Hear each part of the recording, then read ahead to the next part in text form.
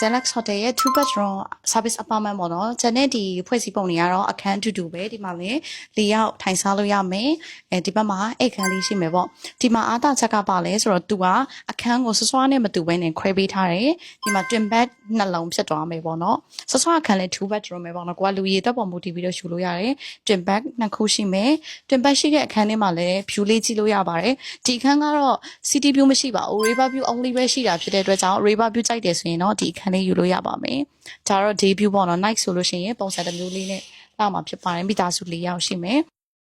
တဲ့မိသားစုလိုက်တုံးလို့ရမယ် toilet တစ်ခုရှိမယ်ပေါ့နော်ပြီးလို့ရှိရင်ဒီမှာ stand shower ရှိမယ် toilet ရှိမယ် basin ရှိမယ်ပေါ့တော်တော်လေးတော့ကျေပါတယ်ဒါပြီးလို့ရှိရင်ဖူတို့ဆောဆောပြောရဲ master bedroom ကိုသွားကြည့်ကြမယ်ပေါ့နော် master bedroom မှာဆိုရင်တော့king bed ရှိမယ် master bedroom အခန်းထဲမှာပဲထိုင်လို့ရမယ့်နေရာရှိတယ်ဒီမှာလည်း view ကြည့်ချင်တယ်ဆိုရင်တော့river view ရှိမယ် walking area ရှိမယ်မှန်ရှိတယ်ပေါ့နော်ပြီးလို့ရှိရင်နောက်ထပ်ဒီမှာလည်း bedroom တစ်ခုထားပေးပါတယ်